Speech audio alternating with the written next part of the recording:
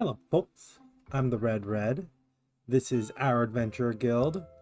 And last we left off, we were helping Eden and Nora get to Eden's late daughter's gravesite and got jumped by bandits. And Colton here actually nearly died.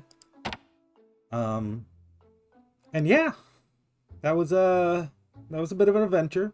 The only reason that we survived is because we took along the elixirs. And I'm definitely going to be taking those into future hard missions, which we are going to be doing one this time. I've also done off screen a little bit of rearrangement here. Slade here, the champions, previously known as the Champions of Justice, but a little bit of rebranding, just the name change. The party's now just the Champions. They were tournament winners. They were literal champions in a tournament, so it makes sense. They've dropped Grace to pick up Slade so that they have a dedicated mage. And then Grace here has formed a party along with Abigail, who she did adventure with before, although they don't actually get along. It's easier to show this way. Yeah, for some reason they're just awkward together. And I think a large part of that, and you'll see, we named them the Survivors, and largely in part because Reinhardt is like a survivor of some great tragedy with his former party when we picked him literally out of a dungeon somewhere where he was just sort of lounging around waiting for death, if I recall correctly, because everyone else in his party had died. But I was originally going to name them the Determined, and it just sounded like a kind of bad name, which is why I didn't. But I picked it, and then I went with the Survivors, which has a very similar theme, very similar feeling, but sounds, I don't know, maybe it's like it's inviting doom. But determined. Alan here's not determined, but we do plan on eventually dropping Alan in favor of Mia, who we want to train to be a paladin, and she is also determined. So, you know, this party has a theme. And that was why I was going to name them the Determined for a while, but maybe I should name them back, change that back, but I don't know. In any case, assignments are all done here. Ooh, I didn't even realize there's a young dragon there to be had. But I'm not going to send some people off to do that. We don't have anything here. What we have is the siege here we need to break. And we have the party that's going to break it. The Curious of the Champion. Can we... Oh, I did find this last time. This here. Curious of the Champion. No, we don't have any legendary hides. And if I just skim this list here real quick. Ferdinand is already at that level. And nothing else. I mean, I could upgrade a Great Sword of the Champion to this level, but I don't think any of the Guardians are carrying one of those Great Swords, and nothing else. And again, double checking. No, you have a Moon Great Sword. So our mission here is, it's long, but is no camping. So we don't have to worry about anything like that. Give me key. And yeah, that should be all we need there. We help forkers? No, 3. And then 2 sets of shovels. We don't need anything there. I'll take pretty much every potion we have. I mean, this is for the entirety of everything, right? I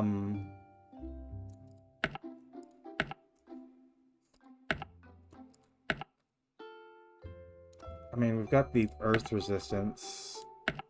I don't think they'll come up, but might as well.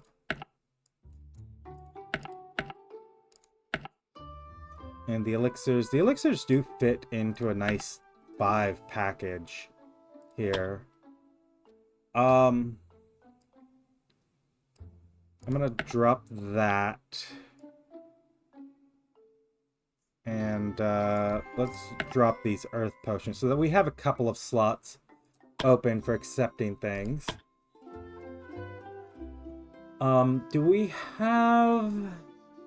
Do any of you want to take any upgrades to your equipment?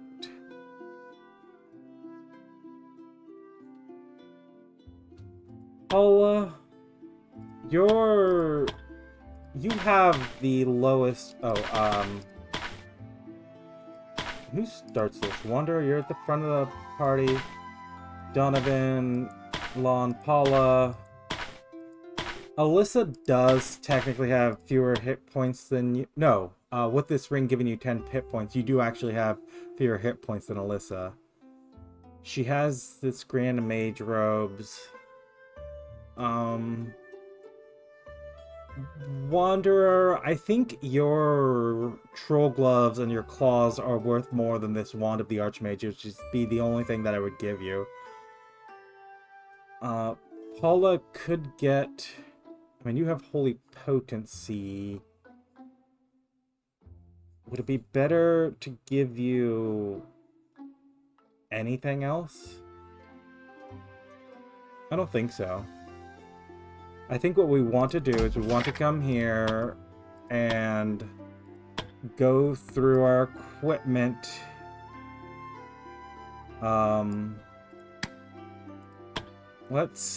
Let's start with these swords here. You already have... You're upgraded. Your moon sword. Physical penetration, yes. Magical penetration, yes. And physical penetration again.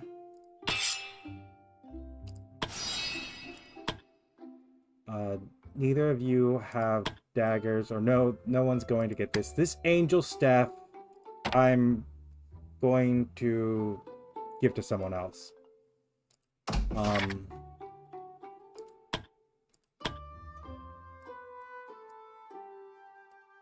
The high paladin armor gives you repent passive, which reduces enemies' ability to resist holy potency, damage reduction, and I'm going to say accuracy. Well, no, you're actually going to be super good at just about everything, so... Dark potency. We have a lot of them. I don't know what else to give you. This dragon scale armor is just super heavy armor with some fire resistance. You're gonna take damage reduction. You're gonna take physical resistance. And you're going to take accuracy, Chase, because I believe you've been missing a fair bit. Curious of the Champion has damage reduction and hit points, which is fine. Wanderer, you have hit points. You have a couple points of dodge. I could swap out your couple of points dodge for damage reduction, which is probably a good idea. That's the first swap we're doing here. Holy Potency, yes.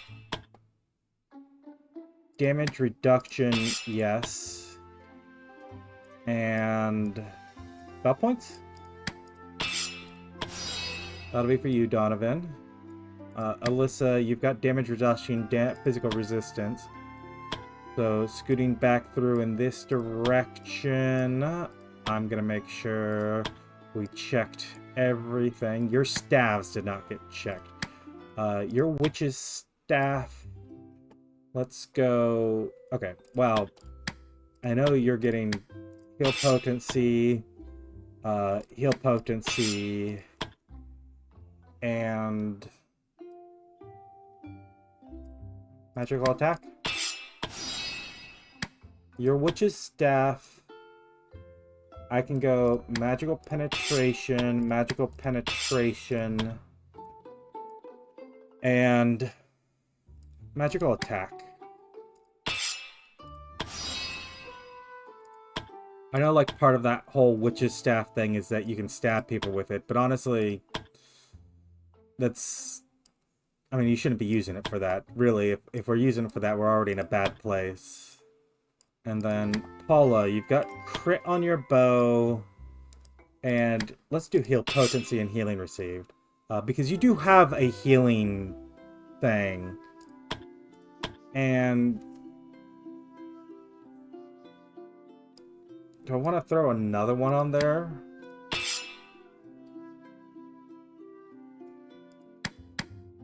No, let's just keep the one. And then I do want to come back, because I did forget, Eric, that you have a couple of skill points to spend here. And Overdrive stores hit points, plus 50 physical. You get 3 turns of a lot of regeneration. And then in 3 turns, you get some massive drawbacks. Yeah, I think that's pretty good. And then this here, Tactician, gain an aura with the following effect. All allies gain dodge, accuracy, and initiative. Which, I mean, what else am I going to give you? The Blade Ignition? Superior dodging, critical mastery. None of them are bad, but honestly, none of them stack up to like, this is a pretty... the 4 tile is pretty big, and 15 dodge is nothing to sneeze at. 10 accuracy, nothing to sneeze at. 20% initiative. Okay, that's a little more met in my opinion, but go ahead. Let's prepare for the siege. I think that's everything. Oh, we gotta make our donation. Guidance of the Divine. I'll take that.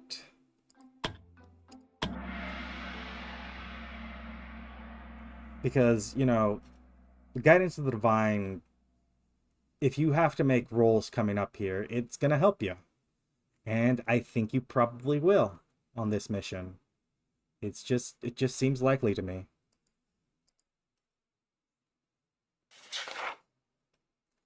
The day had finally arrived. As the guildmasters surveyed the landscape from atop the walls, they could see an overwhelming mass of enemies closing in on the guild. Their numbers surpassed the guildmasters' expectations, and the adventurers accompanying the guild shared the sentiment, evident in their pale expressions. The approaching army, being comprised of a diverse mix of cultists, bandits, Lafaz, Jotuns, and even demons, started to form an encirclement around the Adventurer Guild, leaving no room for escape. Fortunately, the guild was once an ancient military fortress, strategically positioned in a nearly impregnable location. Seeing that the enemy lacked any form of siege equipment, the guildmaster was confident that, even with the limited number of adventurers, they could withstand the assault for a considerable time. However, they had to ask themselves, for how long? There was no point in asking that question. For now, they only had to hope. Everyone lose some bravery.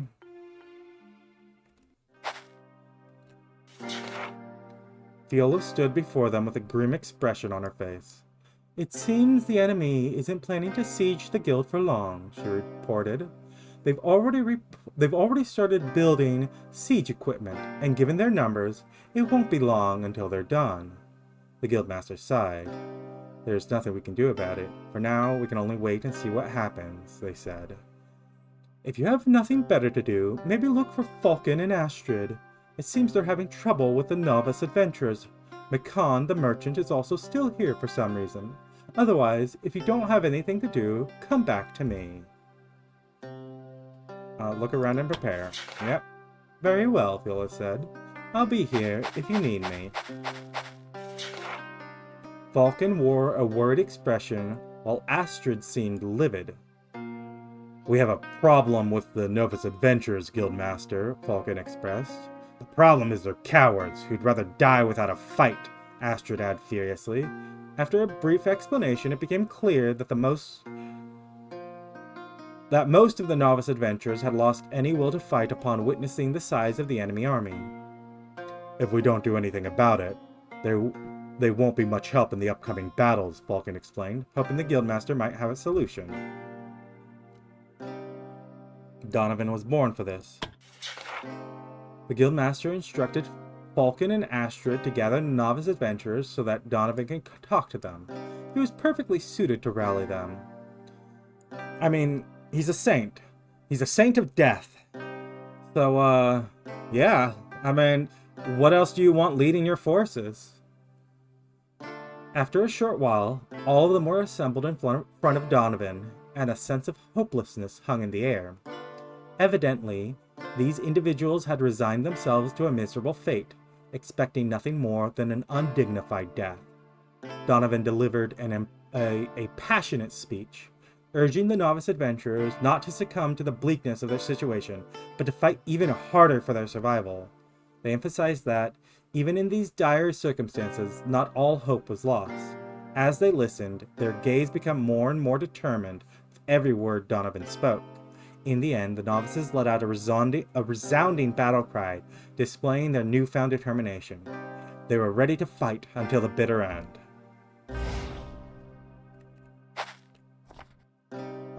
Yeah, Paula, unlock this door. Why is this door locked? Why don't we have the key to it?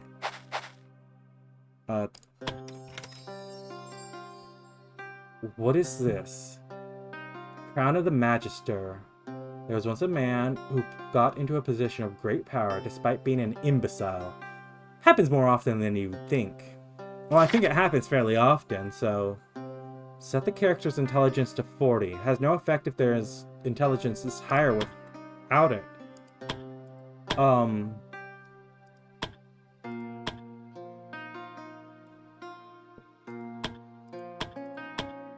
I mean... Paula, you don't have any actual spells. Wanderer's not reliant. Alyssa's higher than 40, so Eric, it goes to you. Over your Cloak of the Archmage?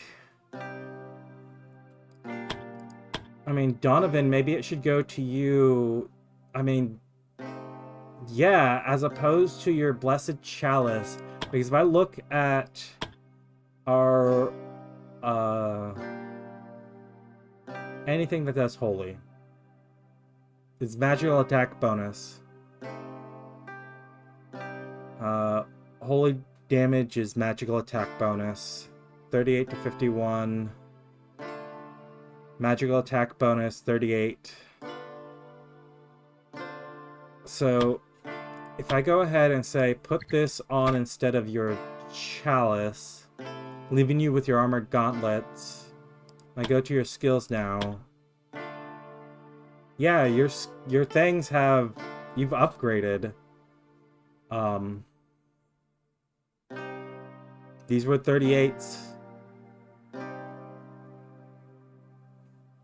Yeah, like this just lets you do more damage.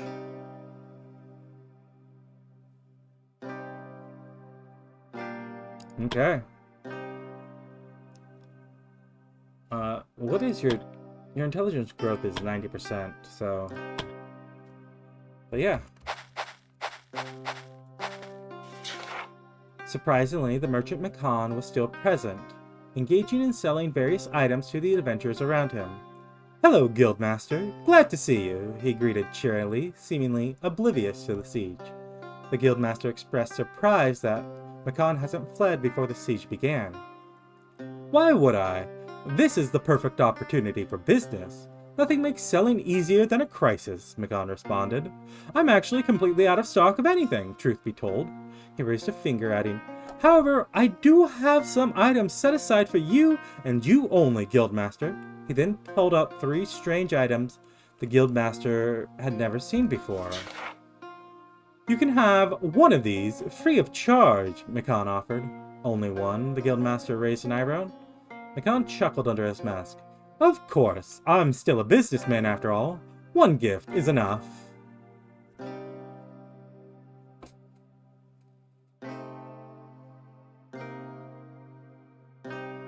What do these items... I see Love Potion, I see Wing of Hope.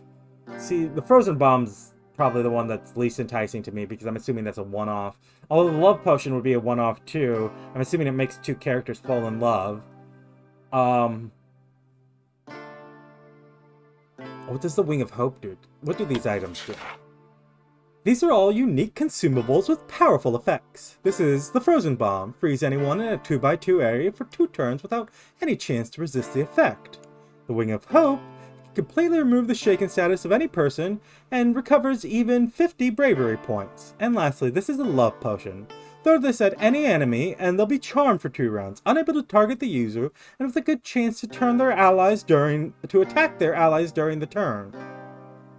To turn on their allies during the turn. The Guildmaster had no idea what Makan was talking about, but knew better than to ask questions. The Guildmaster in game does not understand the mechanical descriptions of things. So I was thinking the Love Potion would let 2 of our characters fall in love, but nope. Or would make 2 of our characters fall in love, but nope, it's a charm.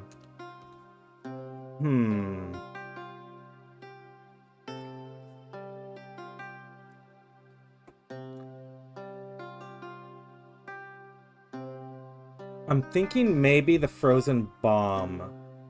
And we'll have it with the idea that Wanderer, with all of his speed, can come running straight into the middle of group. That if there's like a pair of really high enemies, we can nail them both with it.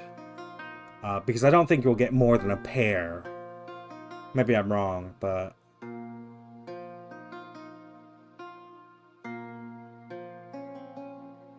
Because the Love Potion, the problem I have with the Love Potion is it's just... It prevents them from attacking one enemy, sure, but then the chance of them turning is just a chance, and I had that long string in the beginning of the game where we were just 95% chance, missed again and again and again, so much so that it's put me off anything that's chance-based. Which is why I'm going to take the Love Potion and, throw it to the wind. Makan handed over the item. A good choice, Guildmaster, said Makan. I wish you luck in the upcoming battles. Yep, there it is. Charm, 75% chance for them to turn hostile. Or a couple of turns. Maybe the Frozen Bomb was better. The guild has enough materials for the adventurers to build some defenses around the guild, but it was likely that what they can accomplish is rather limited before the enemy would begin their attacks. I'm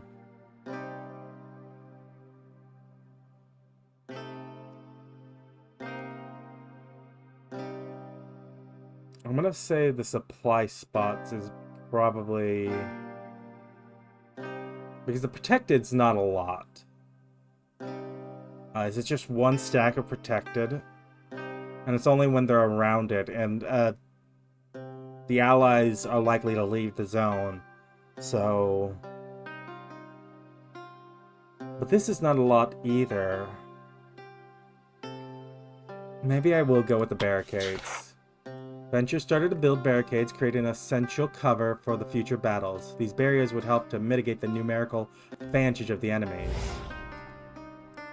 If I check your things now, your skill bars... The barricade's not listed on these.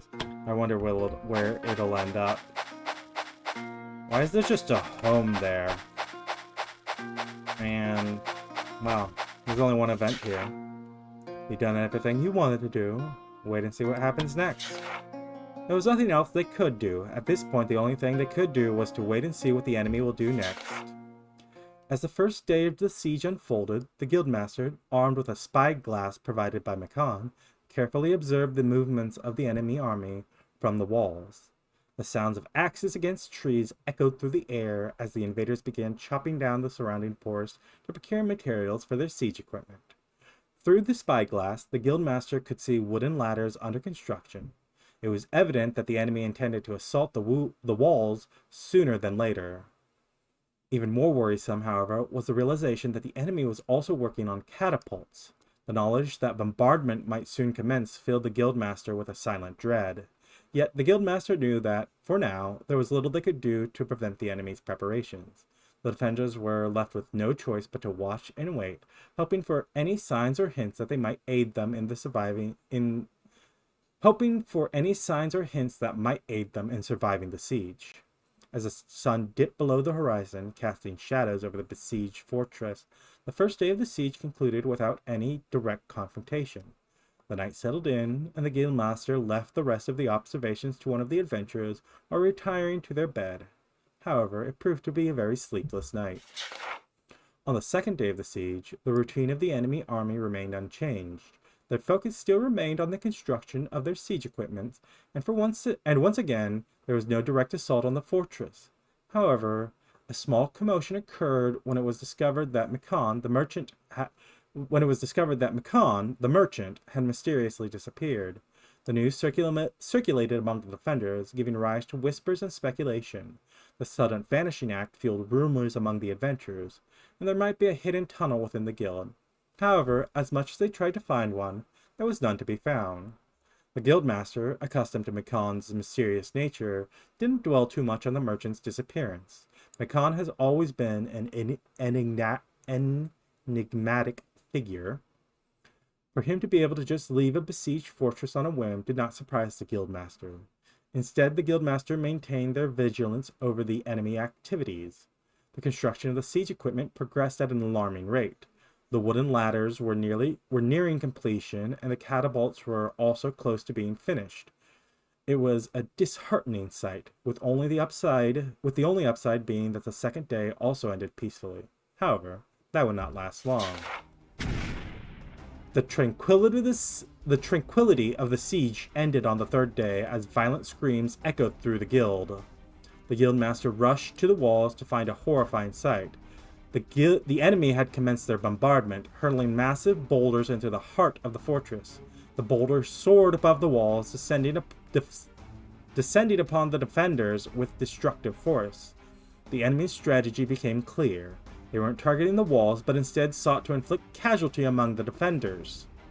It seemed the attackers had deemed a direct assault on the walls too time-consuming, and opted for a tactic that aimed to weaken the defenders before a potential assault. Chaos erupted within the guild as adventurers scrambled for cover, seeking refuge from the deadly hail of boulders. The air filled with the deafening crashes of boulders colliding with the guild's structures, mixed with the screams of the unfortunate souls caught in the open, buried beneath one of the colossal stones. How long could they last this? Everyone got an indirect hit and a little bit of bravery reduction. On the ground lay an unconscious adventurer, bleeding from her head. It appeared that she had managed to evade the boulders, but flying debris had likely struck her. The other adventurers quickly carried her to the temple, where the healers, led by Eden, did their best to tend the wounded. Assuring the group that she would be fine, the healers took charge of the unconscious adventurer.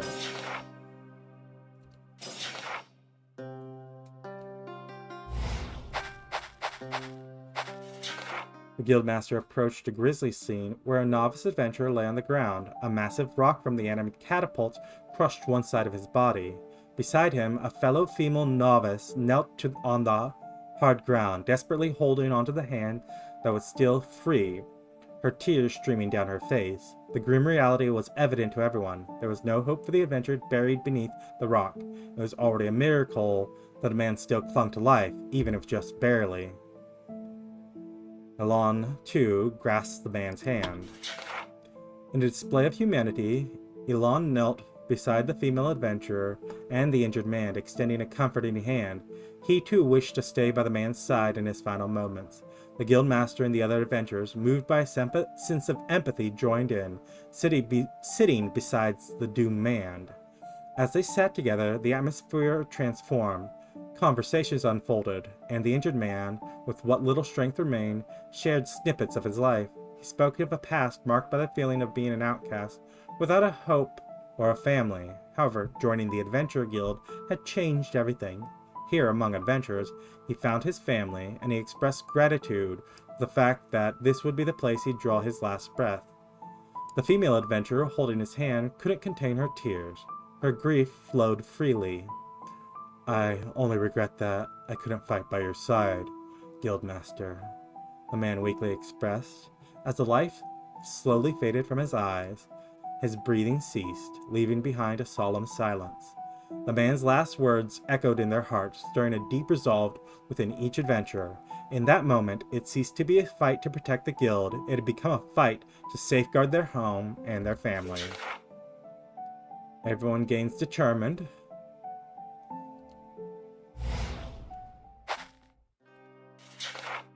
Rogue stood near the gate, her gaze fixed on the sky, watchful for any sign that the enemy assault might resume. When she noticed the guildmaster and the adventurers approaching, she stated, "We have to do something about those catapults." "What do you have in mind?" the guildmaster asked. "The catapults are stationed somewhere outside their main army. If I go at night, I might be able to destroy some of their siege engines before they could respond," she explained, casting a sideways glance at the adventurers. "However, I don't think I can do this alone." It was undoubtedly a risky plan. Even if the catapults were positioned outside the main camp, they would likely be guarded at night. If caught, escaping back to the guild might prove impossible.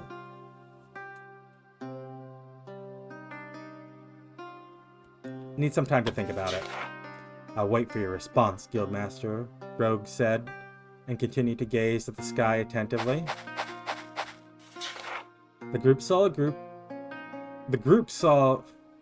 Guardians saw a group of adventurers frantically trying to clear away a great pile of debris.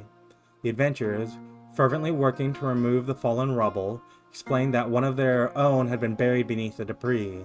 They still hoped for survival of their comrades and sought help from the guildmaster and their adventurers. "Go on, you can do it." The guildmaster and their adventurers, with Alon's immense strength leading the way, worked tirelessly to clear the rubble. The debris, once seemingly insurmountable, yielded to the combined efforts of the group. As the final pieces of debris were lifted, a collective sigh of relief swept through the group. There, beneath the weight of the fallen rubble, lay the trapped adventurers, still breathing. With the rescued comrade in their arms, the novice adventurers expressed their heartfelt thanks to the guildmaster and their senior adventurers, and carried the injured adventurer to the temple.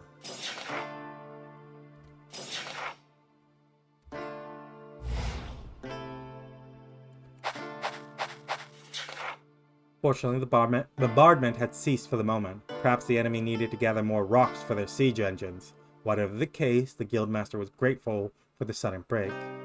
"Seems like Rogue is planning to do something about those catapults. Try to talk to her," Viola remarked nervously, keeping an eye out for any more incoming boulders.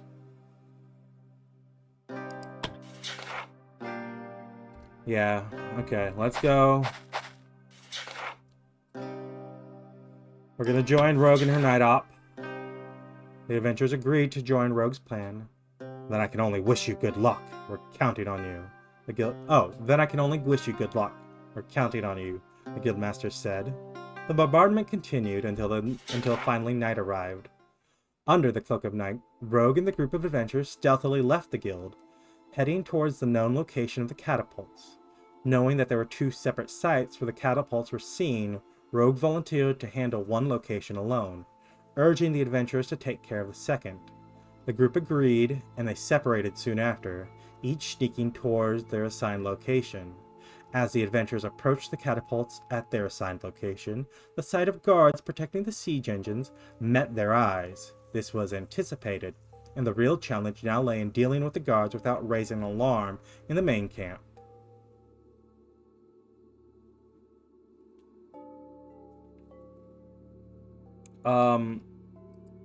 This is your firebolt, right? You've got fireball, but also firebolt.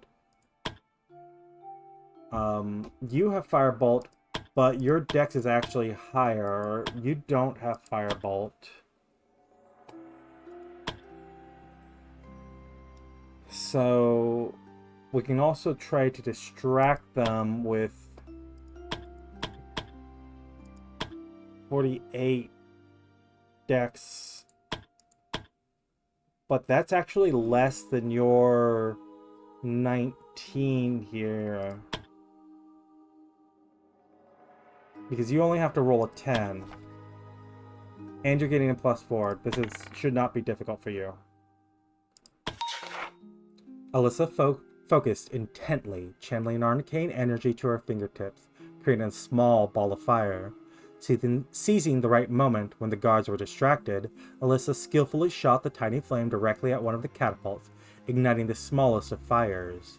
She repeated this process for each catapult, ensuring the fighters went unnoticed. As the flame on the first catapult quietly grew, the guards remained oblivious. It was only when the fire became much bigger that they finally noticed the danger. Panic ensued as they attempted to extinguish the growing blaze, but lacking water, their efforts proved futile. With each catapult now engulfed in flames, the guards struggled to contain the spreading fire. By this time, the adventurers already disappeared into the night. Returning to the guild under the cover of darkness, they encountered Rogue, who also accomplished disabling the siege engines on her side. The reunited team made their way back to the guild and allowed themselves to have some hope for the oncoming of the siege. The fourth day of the siege began, and this time the enemy launched a determined assault. Using a makeshift wooden bridge, they connected the stone bridge to the ledge of the cliffs supporting the fortress. This allowed them to reach the walls with their ladders. Astrid assumed command of the groups of skilled archers positioned on the walls, raining arrows down on the advancing forces. Despite causing numerous casualties, the enemies managed to place several ladders at different points on the wall. The adversaries finally initiated their attack on the walls, but they were met with fierce resistance from the defending adventurers. Instructors took charge of the groups, contributing to the defense. Despite the adventurer guild's low numbers, the walls were easy to defend. Climbing enemies had to endure projectiles and face fierce resistance upon landing. It seemed for the moment that the walls would hold, and the enemy struggled to gain a foothold. However, a wounded runner suddenly approached the guildmaster, reporting a section of the wall in immediate danger of falling to the enemy. Led by a demonic being, the novice adventurers were able to withstand the onslaught. The novice adventurers were unable to withstand the onslaught. Without hesitation, the guildmaster and their party swiftly moved toward the threatened location. There, they witnessed struggling novices facing a giant demonic monster with the upper body of a woman and the lower body of a snake. Wielding a giant glaive, the creature carved a bloody path among the novices with each swing. They wondered how that beast was able to climb the ladder with that kind of body, but it didn't leave them much time to ponder on the question. Upon spotting the guildmaster and their party, the demon's eyes filled with hate. Slithering with unimaginable speed, it attacked them.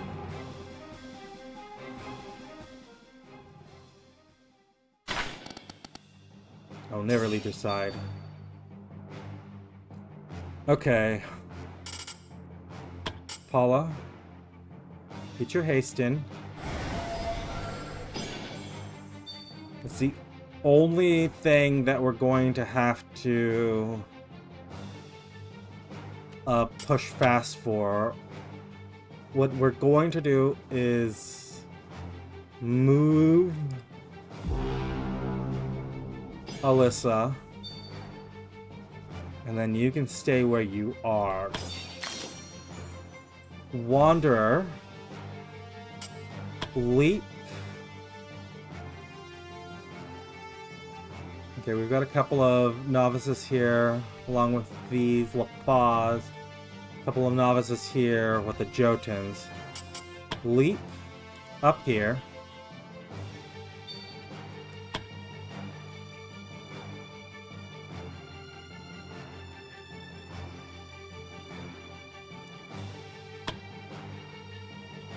1, 2.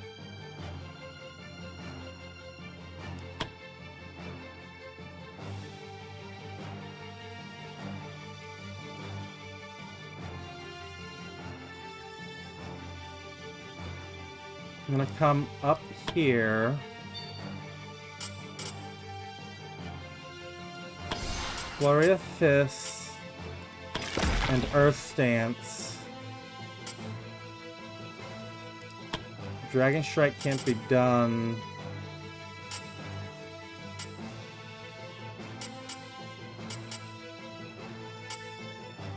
But I can Opening Strike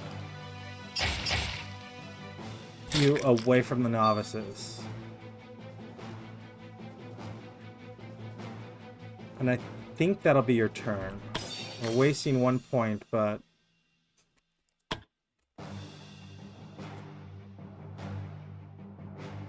Alyssa, come up here. Drop your Basilisk as far as it'll go.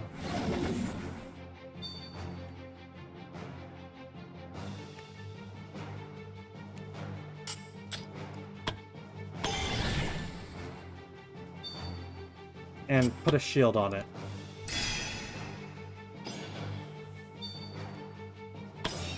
Maybe I should have shielded the novices.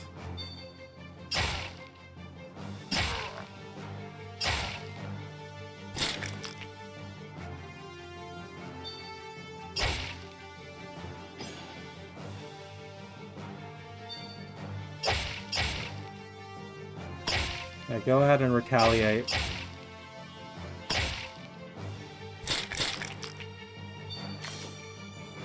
Elon, you're actually going to wait. Because Donovan's going to give you wings.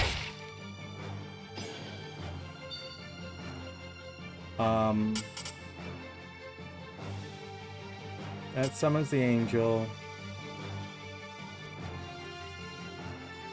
Actually, should I? This is per rest, and I assume we're going to get another fight in here.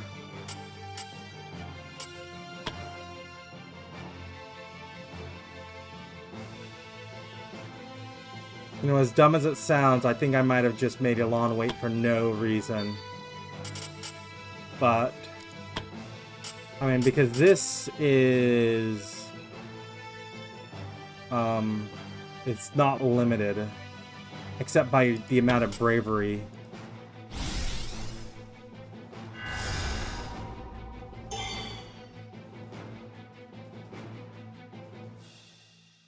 Although it does have a 10-turn cooldown.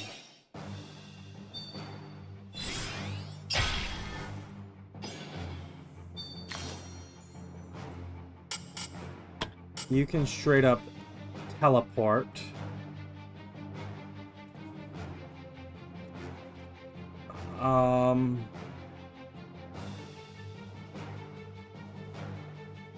I'm wondering, we teleport here.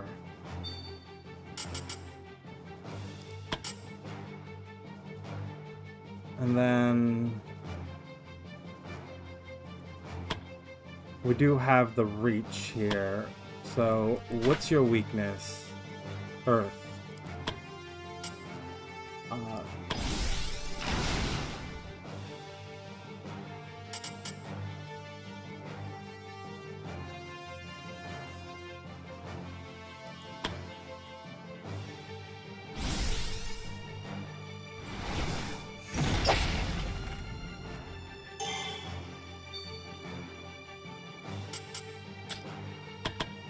Yeah, you can also pull off some big hits.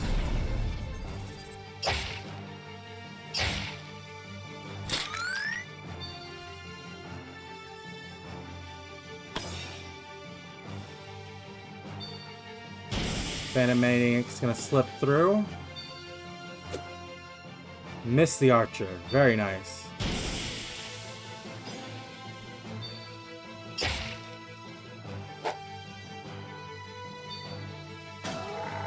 I'm gonna battle surge that way and step towards. You return the Battle Surge. Actually put an attack on the little guy.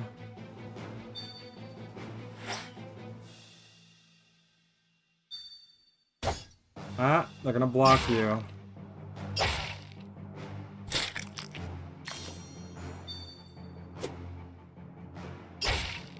Oh wow, you're gonna die fast.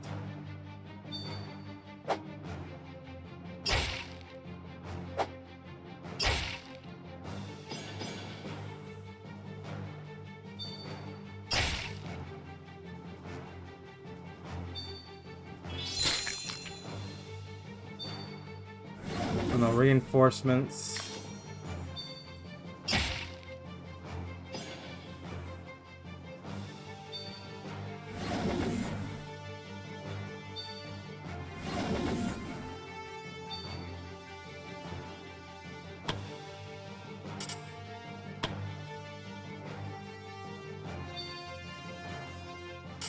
Go ahead, rush.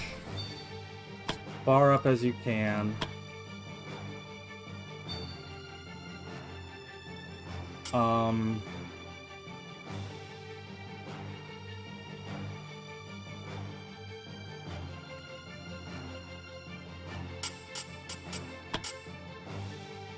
Oh, which direction do we go here?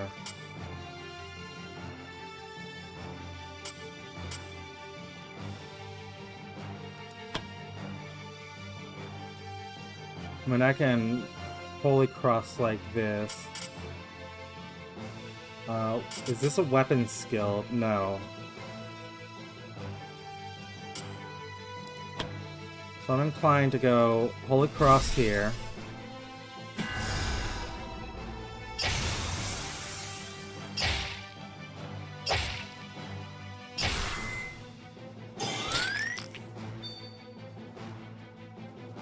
And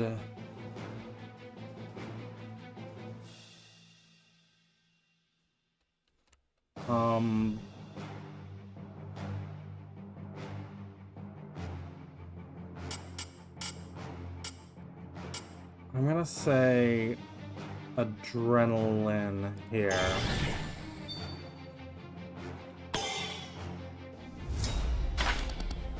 Try my best for you. Yeah, Elan, run up here.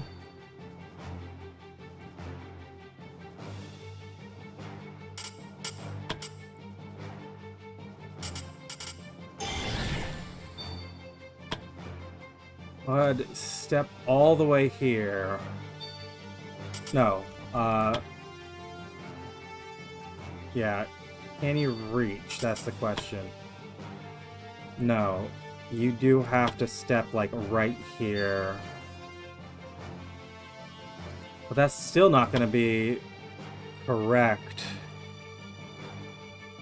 What I want, okay, here's the problem, is this thing's going to get hit, because I wanted to pull it away this direction, this particular one. Do you have any kind of taunt?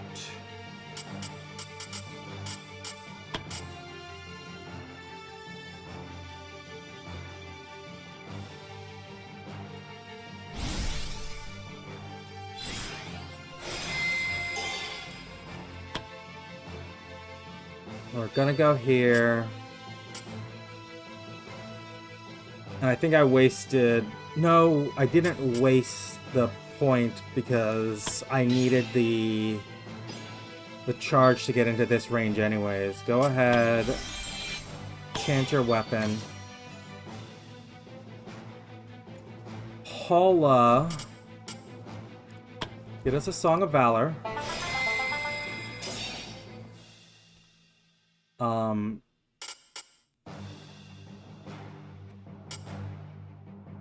Get us a dancing song. And then take a stealth jump up to here. And that can be your whole turn.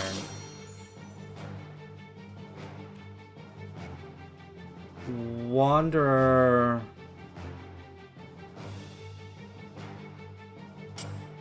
I want to back attack through you. I want to opening strike on you.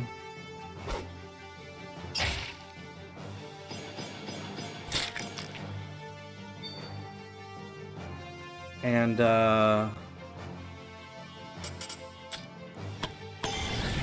let's spend the bravery so we can winding snake strike through you.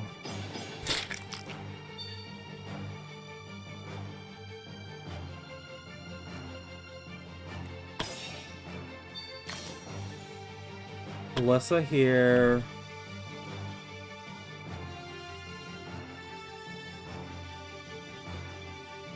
We're gonna run up.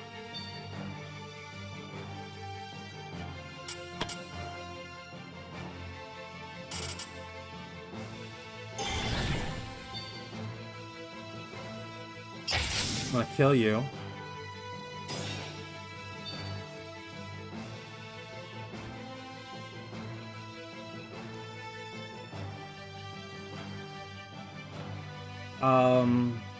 This is... I don't want to cast this right now. I don't want to spend the bravery to do anything more because I want to hold the bravery so I can afford to cast this without overly dropping.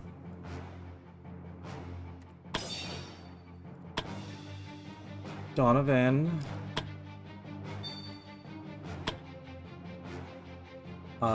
This is 100 to 140 damage.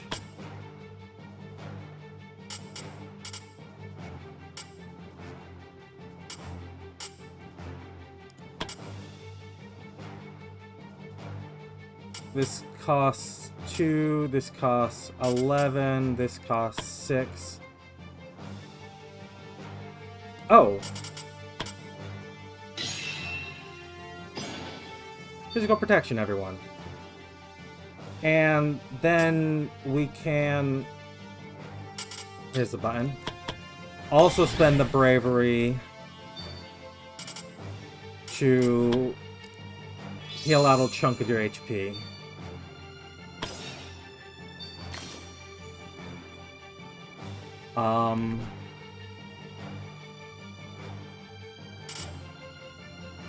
Do I want to overdrive right now? Overdrive's not limited, it's just a 4-turn cooldown. I think, honestly, I would rather take some damage first because of how healing it is to do so. Do we have anything else to improve you? Not really.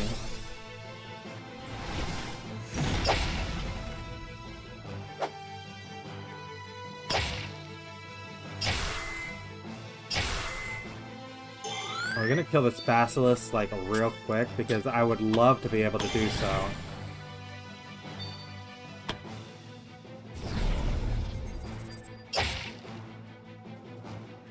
Chain attacks, but one of them's missing.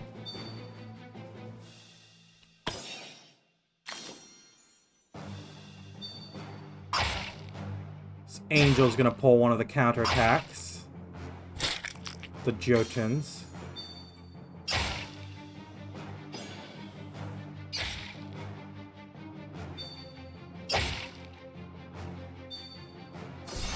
You're nothing.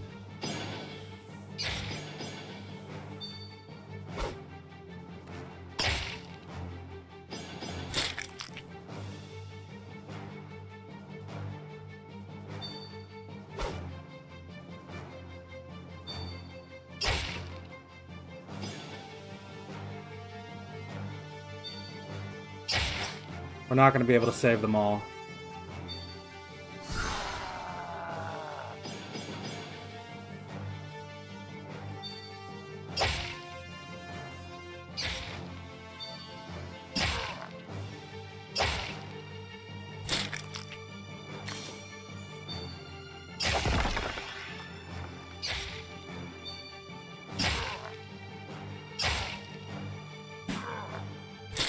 This was just such a messy little fight.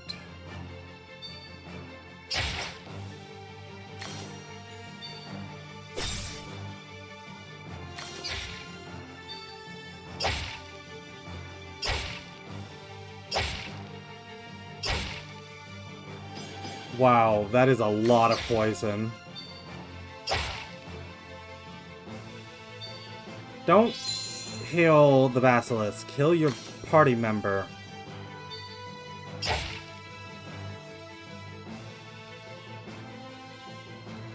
I gotta check the rules of the siege ladders.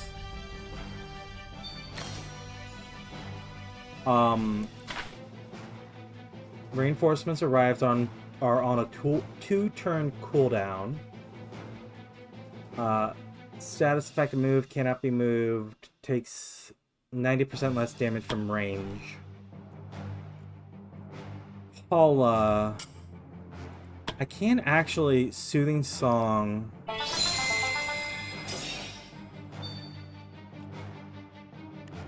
And heal, although it doesn't get rid of the poison. You can also Steadfast Song.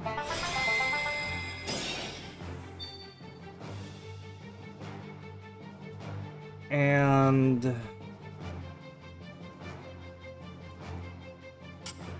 little bit of Bravery. And I can also Battle Song.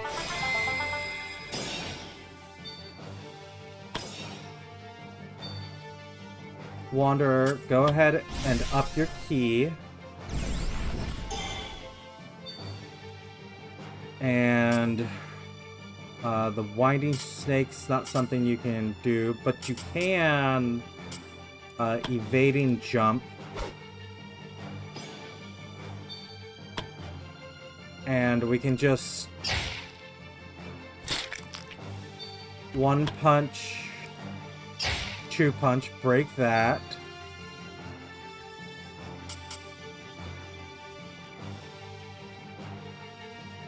And I think I'll let you sit there. Let the guy attack you so you can retaliate.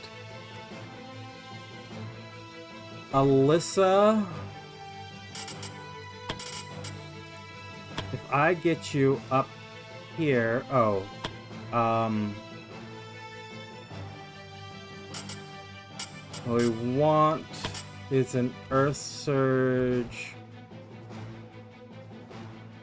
The problem is if I Earth Surge you away in this direction, it's like literally away from the enemies.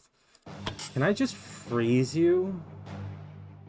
Are you freeze resistant?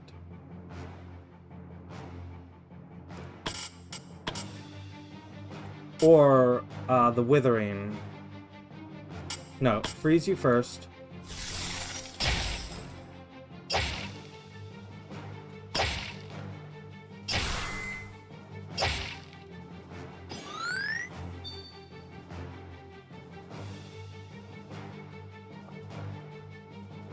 Okay. I'm gonna spend some of our bravery.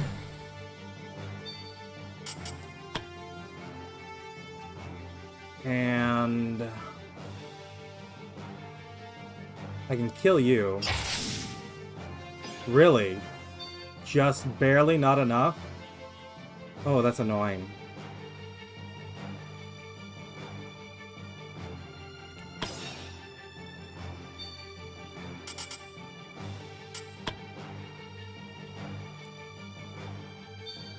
Can I get your heal? No. We're going to have to rush.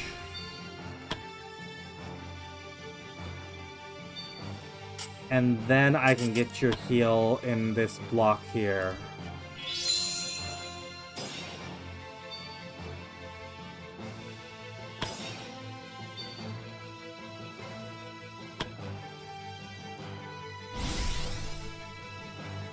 Big ol' strike here.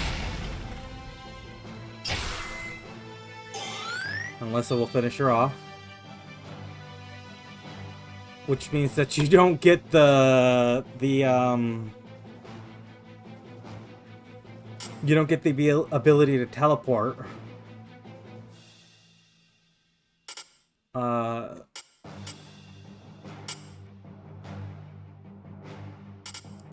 go ahead and just come up here.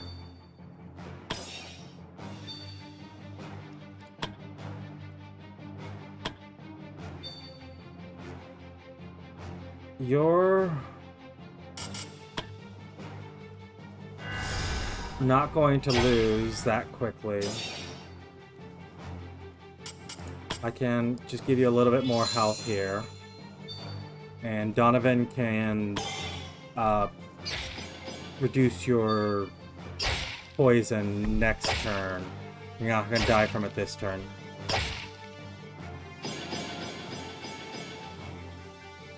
Maybe we are going to make it out with everyone.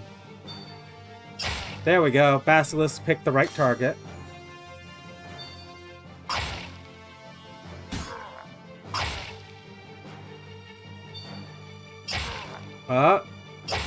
No, no, don't counter.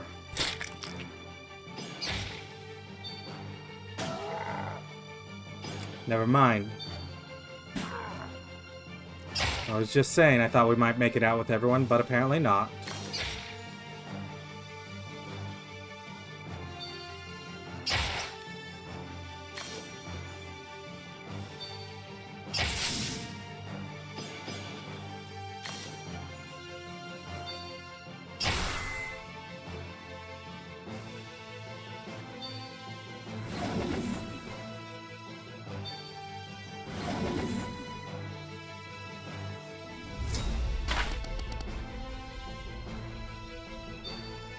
Okay, let me double check. Elon, do you have True Sight?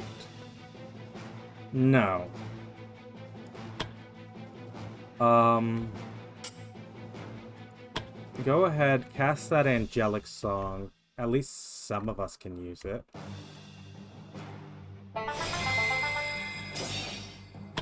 Go ahead, take a run up. And the reactive shot here.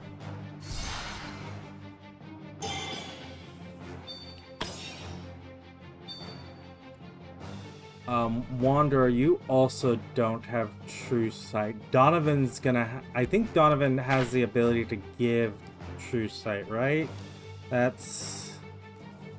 Did you never pick that up because of your... Yeah, he never picked that up because of his sainthood.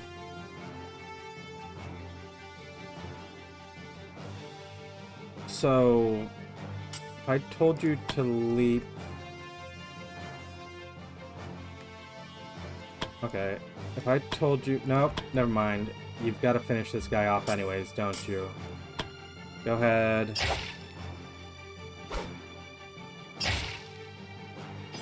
Opening strike.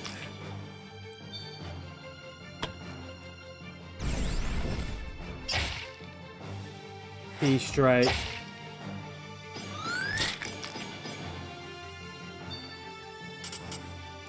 And then you can spend just the last bit. Kill.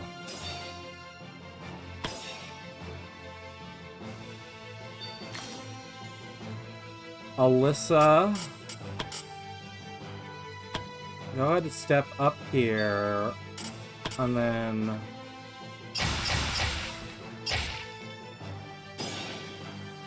a little jolt. Donovan, we're gonna come here. We're gonna cure poison.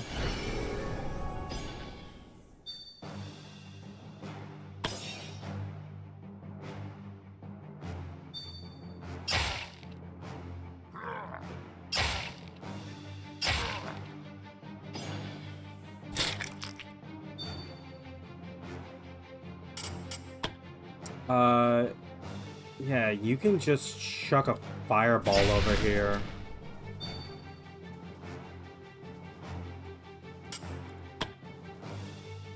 And then some ice.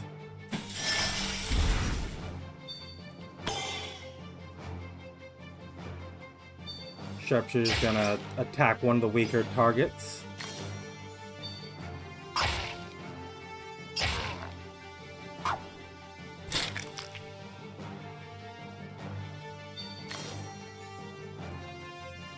Eric,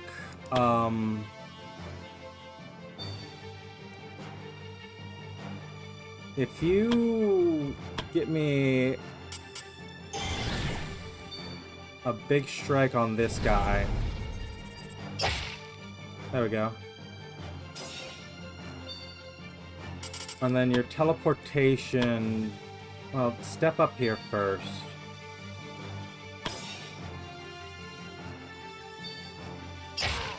Get out of the way. Why did you close in like that?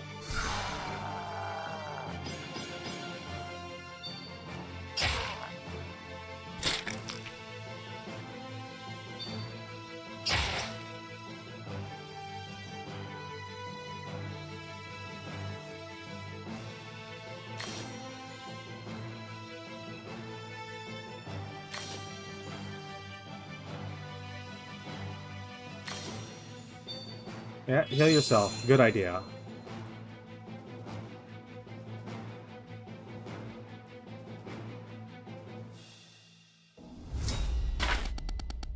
Aiming against the world, Donovan.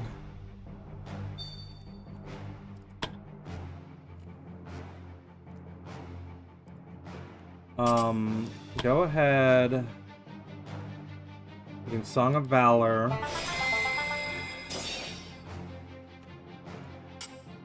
We can Dancing Song. I'll call that your turn.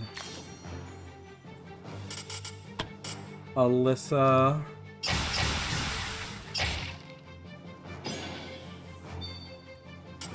Go ahead, spend the extra bravery. And, kill that guy.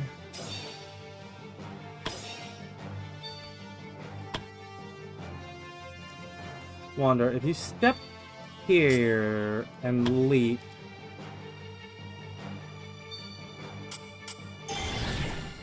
you can rush here and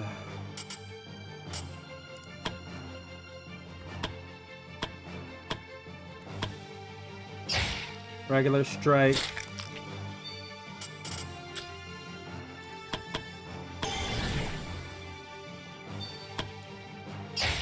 Someone else should be able to finish it off even with you there.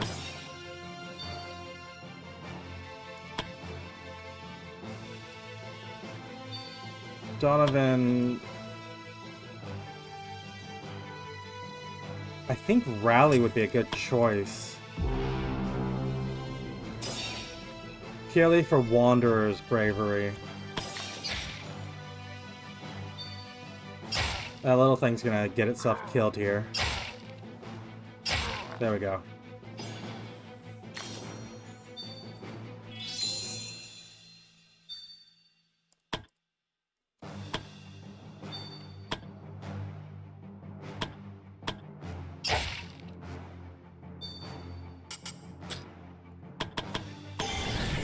Alon can destroy this one fairly easily.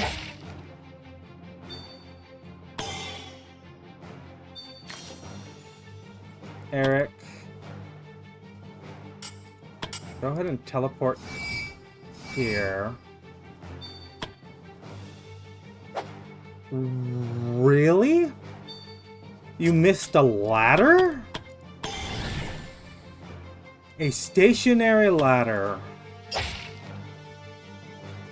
Eric, what is wrong with you?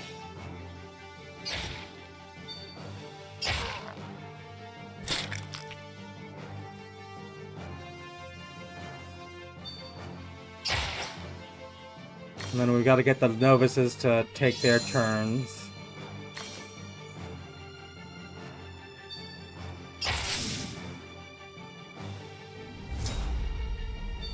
The ones over there just aren't even moving. Go ahead and get a soothing song off.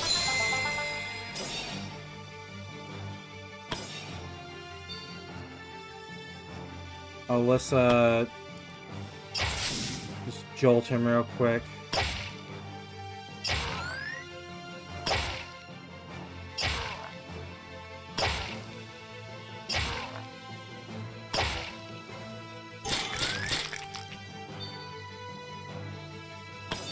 Wanderer, go ahead. We carried in plenty of health potions. Throw one here. In fact, throw two there. Just to get you up for the next fight. Radiant Blast. Yes, that is the move for this moment. You're not gonna do anything. Thank you for the guidance. Revelation. We're gonna win this fight. Done.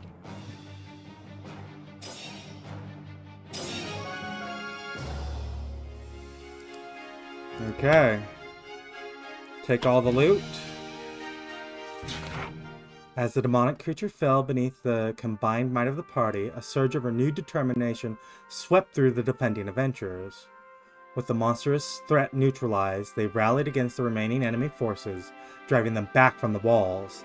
The clash of steel and the crackling of magic resonated across the fortress as the adventurers reclaimed control. The fighting persisted throughout the day, the defenders pushing back the enemy with everything they got. As the sun began its descent, casting a warm glow over the battlefield, the attackers, unable to maintain their assault, finally withdrew. A collective cry of victory erupted from the adventurers. Hope, like a seed, started to take root in the heart of the defenders, and many started to talk about the future again. Although the situation seemed dire, the Guildmaster allowed the adventurers to revel in their moment of triumph. On the fifth day, an eerie calm settled over the fortress. The enemy, instead of launching another assault, seemed content to simply maintain their siege and leave the defenders alone. The Guildmaster couldn't shake a nagging sense of unease over the sudden change of tactics. Throughout the day, the defenders remained vigilant, their eyes scanning the horizon for any sign of movement. Tensions lingered, and the fortress was enveloped in an atmosphere of cautious anticipation. However, as the sun dipped below the skyline, the day concluded without any incidents. The sixth day started with a horrifying revelation that sent shockwaves throughout the fortress. The guild's supply store had been set ablaze. The Guildmaster, responding immediately to the report, arrived at the scene only to find the store completely destroyed. Nothing was left. The Guildmaster's mind raced with questions. Was this the work of the enemy? And was it the reason they decided to take their time? If so, how did they know where the supplies were gathered? And how did they get in? Despite the numerous questions, the Guildmaster had no answers. But there was no time to dwell on the uncertainties anyway. The Guildmaster issued orders to search for any signs of intruders and commanded everyone to pull together whatever food could be salvaged from the personal reserves within the guild.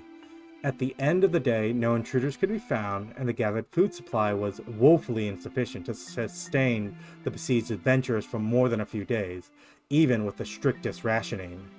Days 7 to 9 were peaceful, but the fortress remained on edge. The lack of food weighed heavily on the morale of the adventurers, and it didn't improve with the threat of a still unknown intruder among their midst.